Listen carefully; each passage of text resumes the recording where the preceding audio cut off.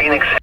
What's up, everybody? Chris here from Bold Canyon Outdoors, and I am back in the Jeep for part 2 for installation of the Midland MXT575. So we're going to be putting this brand new GMRS radio in the Jeep. So I'm going to flip the camera around here, show you what I've done so far, and we're going to get it wired up, hooked up to the battery, functioning with the antenna and everything. Let's go through a step-by-step process of how I'm installing this in the Jeep.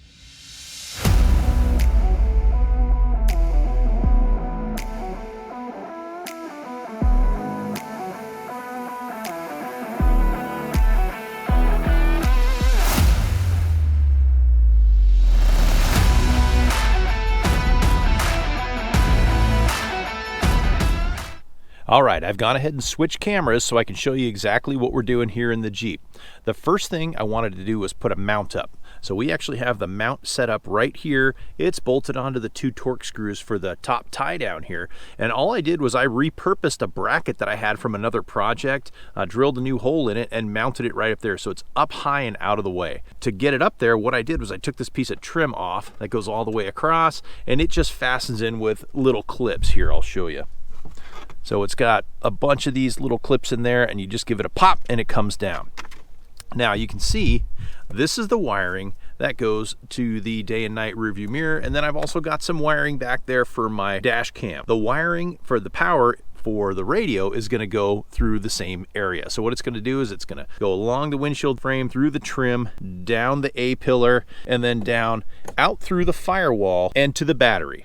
The Genesis Off-Road dual battery kit, so it's got a really convenient spot to hook up both the power and the ground for the radio. A lot going on inside this Jeep. I've got some emergency lighting here, I've got some grab handles here, switch panel for auxiliary lighting, more switches. I mean, there's a ton going on, so it's kind of hard to take everything apart. So what I'm going to do is I'm going to pop off this piece here. So this panel pops off really easily. It's just got a couple of clips. I just got behind it with a putty knife and popped it right off. And you can see I've got some wires back here for the emergency lighting and things like that. But what we're going to do is we're going to run the power wire for the Midland radio through the firewall, up through here, straight up the A-pillar, across underneath this piece of trim to the mount and to the unit itself. So let's go ahead and get started. So here is the supplied power cord for the Midland radio. At one end you can see it's got the positive and negative connection terminals, a couple of fuses, and this end plugs into the side of the radio itself. Now on this end you've got some big rings, plus you've got the 2 fuses. That's going to be harder to get through the firewall. And at this end is a big plug, which is going to be not quite as difficult to get through, because in Jeeps it has a small hole with a kind of a rubber push-through section to get through the firewall. All right, here's the most difficult part of the installation. I have to get the end of this wire through a hole in the firewall that's way down here. I have an ARB air compressor under the hood right here, so it has wiring for it. It has all kinds of stuff that prevents me from getting my hand down there. So what I'm going to do is I'm going to put a coat hanger through this side, tape it on, and pull it back through.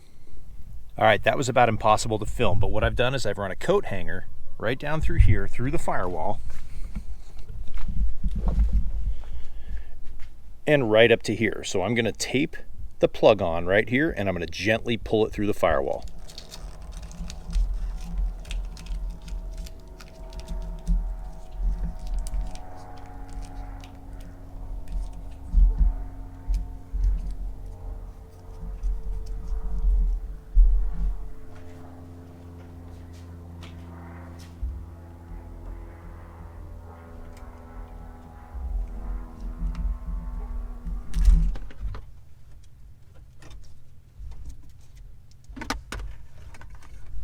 Now some of you are probably wondering why I use painter's tape instead of electrical tape to pull that through. Well, a couple of reasons. One, painter's tape comes off without leaving any gooey residue. And 2, I don't want to break anything like this little clip pulling it through, and I know the painter's tape will just tear instead of getting bound up and breaking stuff. All right, full disclosure, I did have to extend the wires a little bit because the way the Jeep's electrical system is run, the hole in the firewall's on the driver's side, the battery is clear over on the passenger side, and of course the mount is going to be right in the middle. So I have to run from here all the way through this trim, down the A-pillar, through the firewall, and then all the way back across the engine bay to the battery. So I did have to extend it just a little bit. So now I'm going to run that wire all the way through here and we'll get it hooked up. Once the wires are run, we'll go ahead and hook up the positive and negative battery terminals.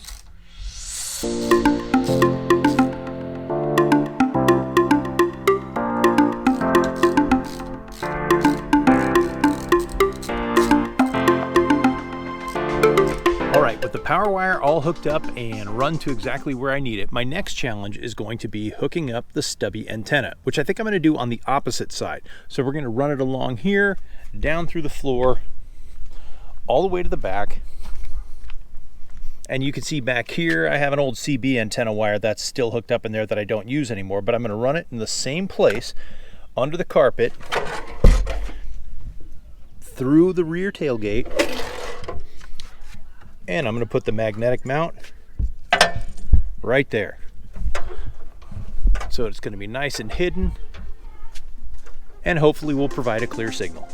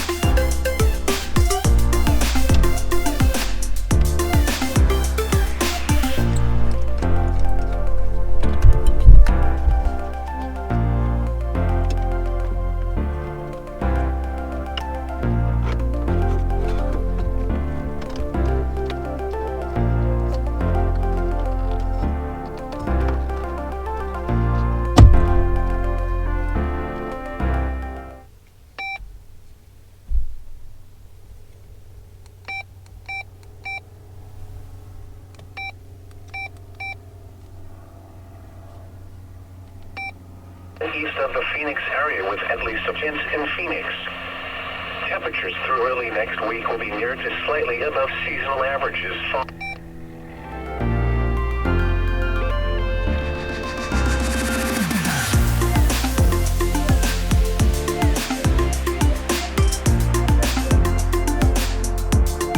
All right, guys, there you have it. That's the full install of the Midland MXT575 in the Jeep. I've got it mounted up here, out of the way, got the all-in-one handset right here. Antennas installed all the way in the back. Sounds great. I can't wait to get the other one installed in Kendall's Toyota Tacoma so we can really test them out on the trail. Plus, we're going to test them out with some of the X-Talkers too. So stay tuned. There's much more to come on this, but this was a really easy, clean install in the Jeep.